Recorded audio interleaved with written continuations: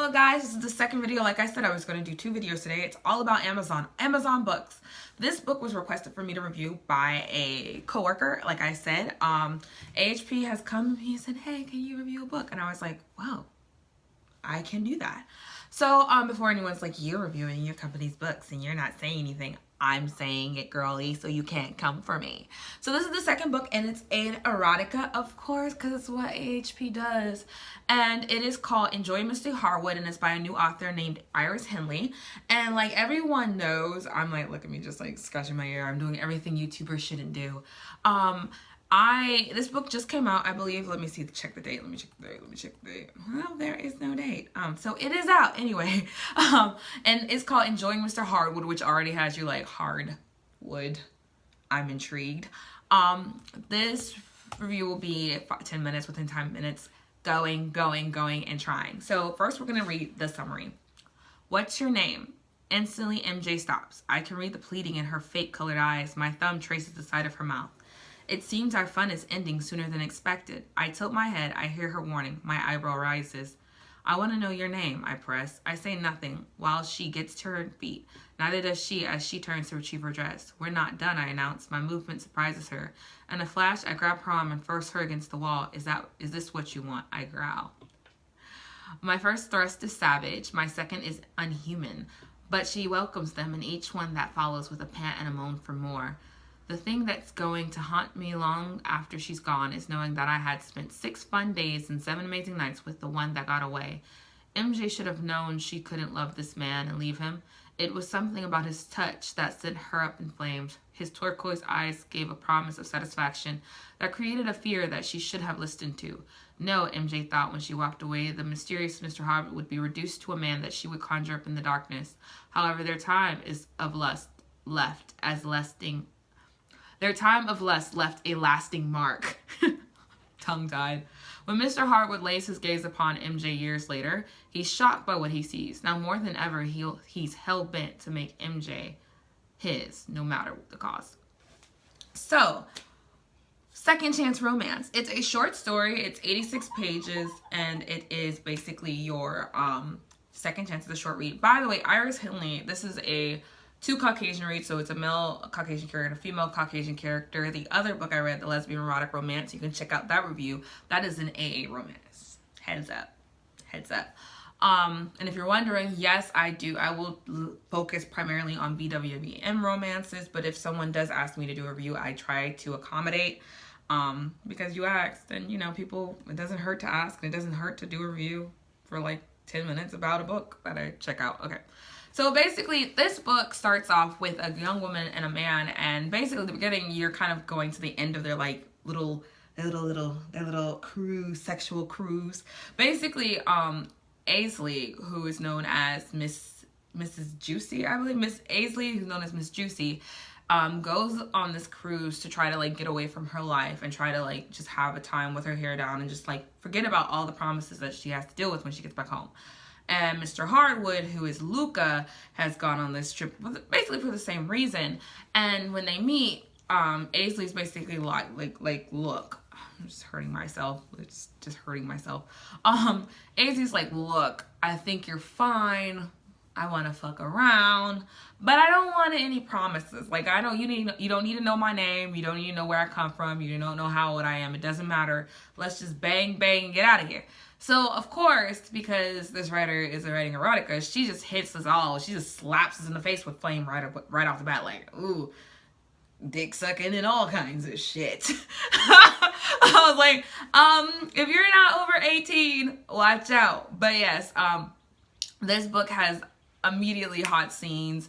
They're like in a restaurant, or I want to say like they're in, I've never been on a cruise, so I want to say like they're in like the dining area, and he's like rubbing her leg and getting all up in there, and she's like, you know what, I can't take this, time to take the pink pill and let's go to the room. So they get down for one last time and basically separate after that. Like, she catches the first fucking busts out of there and she's like, deuces. Well, a couple of years later, Luca is because it's kind of cool how you don't know anything about them in the beginning. So as a reader, you're just as like lost about who they are. And then it's like it switches up and then you realize that Luca is actually an actor. And he's an actor and it alludes to like other things. Like you're getting the feeling that maybe because he's Italian, then it's like, oh, well, my family takes care of this. And then you're like, wait, hold up. Is his front being an actor? So then you realize, oh wait, his front is being an actor. So you're like, he's kind of thinking about back to the boat, but it's like kind of like, I wish I could go back and fuck her again. Not really like I wish I could go back and fall in love with her. Because right now, as a reading, because like I said, I wasn't really going to read the end because I didn't want to accidentally give up the end or give up too much detail. So this is helping me just as much as it's helping you. But basically, Luca is like, just kind of being a #1 playboy. And he's talking about his family, and you get a bit of a background on his family, which you, like I just said, is kind of criminal. Like, okay, this boy is not what he seems. Well, then as time goes on, he's like arguing with, I want to say his publicist or his manager. Probably one and the same. But basically they're like, well, we need to go somewhere and kind of like, you know, do a bit of a publicity stunt.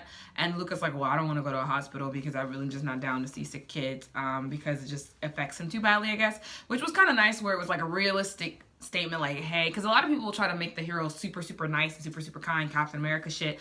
And he was like, no, I don't really want to see them. But not for a negative reason, but because of how, you know, it's like makes them very uncomfortable to see so many children sick. So instead they decided to go to a museum. Well, if you know anything about second chances and people fucking and then meeting years later, you know where this is headed. Basically he goes and he ends up and they're like, what's with the kids? Like, are they just regular kids? And then you realize that there's autism. These kids have autism, and it's like, you know, hats off to the author for including that in their story. I don't want to say I like it when they do that, but I do appreciate it when they mention any type of disorder or any type of birth. I don't want to say defect, but they just mention things that a lot of people sometimes try not to in their perfect little romantic world. But the author goes there, and not only that, while he's there, he manages to meet a little girl who's like just kind of like popping off out the mouth like, yeah, I'm using every line I know. Who are you? Come for me. I'm I'm brilliant, I'm a genius.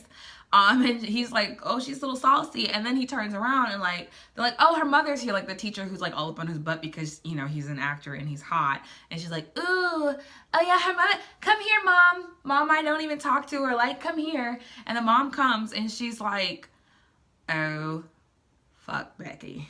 Oh God, Betty. Oh my God, Betty. Because Betty, and I don't know what the teacher's name is, I don't remember, she was insignificant. Betty, basically, we're gonna call all inner characters Betty from now on. Betty has called her over, but when she stops and she sees Luca, she's like, oh my God, that is Mr. Hardwood. Which, by the way, Luca's real last name is not Hardwood. It's just the nicknames they had for each other. Like, he called her Miss Juicy. So throughout the novel, he calls her MJ, and she doesn't really refer to him as Mr. Hardwood. She calls him Luca. Okay, that's interesting. Anyway, I just realized, like, wait, hold up, why? But anyway, it turns out that she found out she was pregnant after they had had their fun. And she had a daughter, and apparently she had the daughter, and the daughter was born with autism. And I was like, wow, that's another, like, oh my God, hats off again. Because often, you know, every romance novel, the child is perfect. If they're not perfect, and all children are perfect, but like the child is perfect, or it's rare that you'll see a child in a romance novel that has a birth defect.